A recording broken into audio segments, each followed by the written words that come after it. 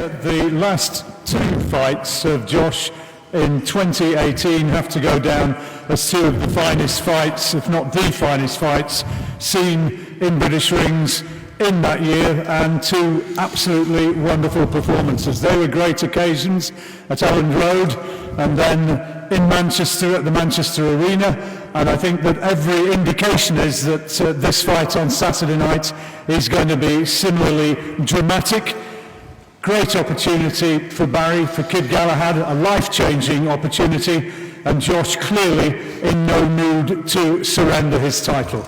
Well, let's hear from Francis first about this contest coming up, and it's a high bar which has been set from those two previous fights involving Josh. It certainly is, and when you mentioned the fights against Lee Selby and Carl Frampton, in fact the fight against Lee Selby was voted the IBF Fight of the Year for last year, and I would fully expect the next convention, because it falls within the 2019 year, the Carl Frampton one to be named Fight of the Year, and rightly so. And I think Saturday's fight against Kid Galahad will be another cracker. Josh is nimble in fights. If you go through fights against Kiko Martinez and Dennis Salen, they were very, very exciting fights, and it's because of this guy here. He brings it. It's non-stop pressure. And with the best fans in the world behind him, it makes it a very, very intimidating place to come, and fully expect it to be another cracker on Saturday. Every fight that we've done up here with Josh, the atmosphere has always been absolutely sensational. I mean, that night at Elland Road with the Kaiser Chiefs, and then fighting for the city, and it was a fight that was won. It was some atmosphere. It was unbelievable, and one of my most exciting and favourite nights in boxing. I've been working in this industry for 16, 17 years now, and following that, the fight against Carl as well. The atmosphere there was terrific. But that night at Elland Road will definitely go down as one of the special ones in British boxing history. There are similarities. We'll hear from the guys very soon. But there are similarities looking back. You've been doing it 17 years. I've been doing it a wee bit longer. And you look at the career of Ricky Hatton when he was coming through. He was sort of the man of Manchester, and it's a similar popularity that Josh has. It is, and people say that Ricky united a city, but the whole of Leeds is already united, and all fully behind Josh. And the noise that the guys make, especially in that arena. It's almost more intimidating than I think Elland Road might be. You just got to bring your brolly in at the arena. Well, we'll hear from the two fighters in a moment or two, but let's hear from the trainers first of all, which is always good knockabout stuff. We'll see how this one goes. And first of all, from Dominic Ingle. You've had guys who've gone on to win world titles in the past, so you know all about what Barry's going to be facing when he gets into that arena on Saturday night. How intimidating is that going to be, and how much of a factor is that going to be? It's not really a factor. You've been in this position before. I've been involved in maybe 60 or 70 world title fights. Josh and his dad's been in about 2 or 3. So it's down to experience. But what you've done in the past is not going to be a reflection on what's going to happen in the future. And I think a good example of that is Anthony Joshua a couple of weekends ago. It doesn't matter whether Josh Warrington had a great fight against Cole Frampton or a great fight against Lee Selby. It's got no matter to how Kid Galahad's going to fight him, because he's totally different fighters to those two guys. So, if you can take comfort from that, we'll take comfort from it. But Kid Galahad is a different proposition to Cole Frampton, different proposition to Lee Selby. Everybody backed those two fighters against Josh because Lee Selby was the champion, so you're going to back that guy. And when he came up against Cole Frampton, even though Josh was the champion, everybody considered that Cole Frampton was a better fighter. But Josh Warrington came through, and that's where we are now. Everybody thinks Josh Warrington's going to win this fight because he's the champion and the better fighter. But he's been in 2 positions himself in 2 fights where he was in the same position as Kid Galahad, and look what happened. And that's what's going to happen on Saturday night. He's coming up against a prospect, an unbeaten prospect. He's not coming up against the guys who've been beat like Cole Frampton and Lee Selby. He's coming up with somebody with the same kind of hunger and determination as him. Josh Warrington, Lee Selby, Cole Frampton, they train for fights. They train for camps for fights. They consider themselves full-time professionals. Kid Galahad is a full-time professional, Monday to Friday, 52 days of the week. And when you're fighting guys like Lee Selby, Cole Frampton, who train, then they party, they have time out, then they train again and fight, that's all right when you're in that environment. But when you come up against somebody who's consistently training day in, day out, you're up against a different type of fighter. And that's what Josh Warrington's going to get on Saturday night.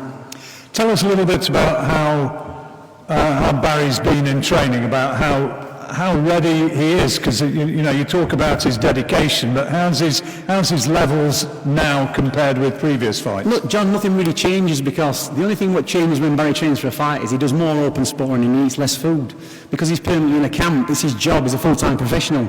So little things change. He doesn't need to make big changes because he's consistently in the gym. He doesn't need to come in and go steady. He's a 9 till 5, he's a 5 days a week trainer, comes in, does his job, and he's in bed for 8 o'clock every night, he's up at 5 o'clock every morning doing his stuff. He wants what all the other champions have had, that's determination. Josh Warrington's already got that. He's had 2 big fights, he's probably made, between £500,000 and £750,000 in those 2 fights, what he should have done. And, for him that might be his limit, that's all he might be happy, pay for his house. But Kid Galahad's, got that hunger. He's come from, the poor streets of Sheffield, finding his way through. And it's not about the money, it's about winning the fights, time after time, making the fights, making the money. He's not going to be happy until, he's had maybe 7 or 8 defences of this title. So he's got the hunger. Josh Warrington hasn't got the same hunger that he had previously, to fight him, when he boxed Frampton and Selby. So yeah, he's the champion now. He's not at the bottom of the hill looking up. He's on the top of the hill looking down at everybody trying to take it off him. Well, we'll hear a bit more from Dominic, I'm sure, before this is finished, but let's cross to the other end of the table now and say hi to Sean O'Hagan, who's training Josh, of course, as ever. Is the hunger there? Well, I was all right until it started going on about hunger, and I am hungry. I've had milk since 7 o'clock this morning. John, can we get that in English? I can't hear what he's saying. What did he say? I'm not sure. No, we're not, sorry. Sound technician to sort sound out. I can't hear what he's saying. What are you saying, Sean? I can't understand your arguing, I'm sorry. Anyway, oh, he's hungry, okay. I think that we put 20 years of work in. He's making it sound like we're going to roll over on Saturday and give it all up. He knows that's not the case, doesn't he? The fact that he's bought himself an house, that don't mean you're going to go in there and think you're entitled to it. It just don't work like that, and Dominic knows that. We're not going to turn up there and just think it's our God-given right. We work for everything. Keeps going on about him never having nothing, I don't remember us having a corner shop when we were kids. So I think he would off to a good start there, to be fair. We've always fought for everything and worked hard for everything. And I can assure you, we're not about to give that up on Saturday night. Is there any danger of complacency, though, having had those 2 amazing fights last year, when in both of them you were, so far as the bookies were concerned, underdogs? Well, everybody goes on about underdogs, who's favourite, who's not favourite. I don't think that comes into it. I think you turn up on night and you do what you do. And whatever will be. But I can assure you that there's been no complacency whatsoever in this camp.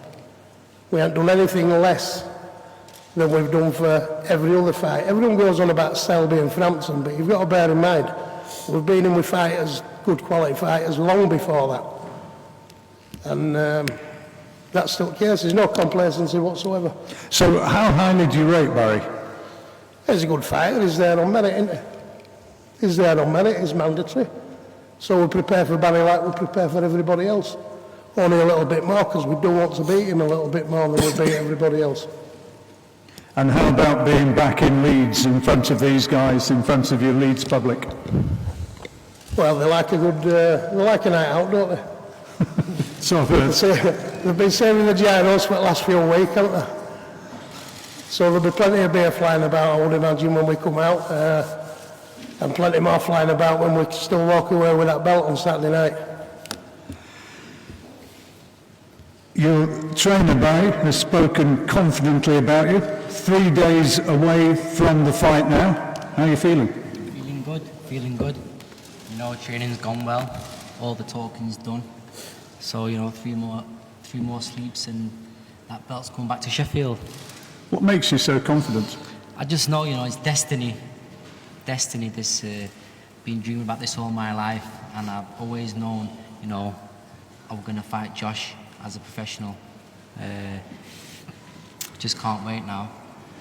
I was reading on one of the social media sites about a T-shirt which Brendan gave you. Yeah. Which Naz had when he beat. Was it Naz had it when he beat Tom Johnson? Yeah. Boom Boom Johnson. That's the last thing he actually gave me. Was a T-shirt, and it was for the IBF World Title. And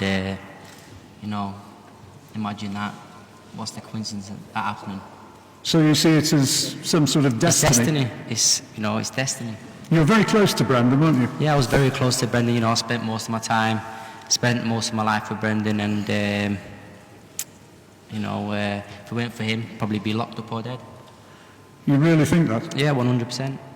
So if you were to win on Saturday, I guess he'd or when, as you say. When I do win, he'll be there watching me. I guess, yeah, I was going to say that must be something that's going to be very close to you. Yeah, 100%. When that title's around my waist on Saturday night, it'll be smiling from above. What do you fear most about Josh? I don't really fear much about Josh. He's a good fighter. I believe I've sparred. I know sparring, but I believe I've sparred better kids than Josh Warrington in the past. I sparred Linares, I sparred Ricky Burns when he was lightweight champion, Oscar Valdez, Kell Brook, and obviously the list goes on. But they keep on going about him, fighting Josh, Lee Selby and Carl Frampton and this and that. I've sparred better kids than he's boxed. Difference between sparring and fighting, though, isn't there? But the thing is, sparring's actually harder than a fight. In my opinion, anyway. I've learnt more in sparring than I have in a fight. Josh, you're hearing what Barry's got to say and about how it's his destiny and he will win it on Saturday night. Good afternoon. Good afternoon, John. I'm here. I'm awake. First of all, I'd just like to say thank you for the turnout. Always a pleasure to see so many faces turn out. Open workouts, press conferences, the support has been fantastic. As always, the messages on social media. Can't do without you guys, so a massive thank you to yourselves out there, those who've turned out today. We're here, 3 days away. Can't wait to go. End of a long camp, and hungry, very hungry, John. Cannot wait for Saturday. It's been a busy few weeks, listening to Barry and his team. But let's get one thing clear: the hunger has not died one little bit. Just because my lifestyle's changed over the last year or so does not mean that I'm, like my dad said, I'm about to just roll over and hand my title away. That's my title by merit. I won that hard, I won that fair and square, and no one's coming to Leeds and taking it off me. I've set myself little goals now on unifying the division, and I am looking at Barry as someone who's getting under my skin anymore. I'm not taking anything he says personal. I'm just looking at him as an opponent. Got to get through him, and then it's onto the stateside, onto the big other world title fights. But for them to say that I've lost my hunger and it's not there, they don't know about me. It's stupid for them to assume that the hunger's not there, the desire's not there, the will to win's not there. Because I'm just in this camp, like every other camp, I give me all, and I train hard 100%. And for Barry to say that sparring's harder than a fight, well, it's a lot of bollocks. Because in sparring, you've got guards on, you've got big 16-ounce gloves on. When you come to fight night, you're dealing with all kinds of different pressures, emotions. You've got to do it under lights, there's no stopping, and you've got them little 8-ounce gloves on. And the punches are a little bit more when there's less padding around the hand, should I say. So, keep on talking about his destiny. He sounds like he's echoing a few things what I said in the press conference with Lee Selby, but it's not Barry's time. It's not Barry's time. He'll have trained hard, and he'll believe it, but it's not his time. June 15th, title will be staying here. Where do you think your perhaps most superior to Barry? Where do you feel that, okay, you've got the belt, so you've got the champion's confidence, but actually when it comes down to fighting, where do you think you're better? A lot of attributes. I think a bit faster, underway my movements. It's a lot of things where they talk about, I think they downplay my attributes, my strength, my punch power, my boxing and ballet. Like I say, there's no talk about my previous wins. Experience shows that I've stepped up. Experience shows that I've delivered on the night against all the different styles, John. Tall, small, big, skinny, any kind of style when it comes to night, I can adapt and get the win. And I've done it in the big occasions many times. This is all new territory for Barry, and he's got a lot of factors to deal with on the night. So we'll see if he's at this level. I just don't believe it's time just yet. Where do you think that you're superior? Where do you think you're the better man? I just believe I'm better than Josh in every department. You know. Do you think you hit harder? Do you think you've got a bigger fighting heart? Well, record suggests I do hit harder than him. So, you know, obviously he can still hit, but you know, he's only got 6 KOs on him.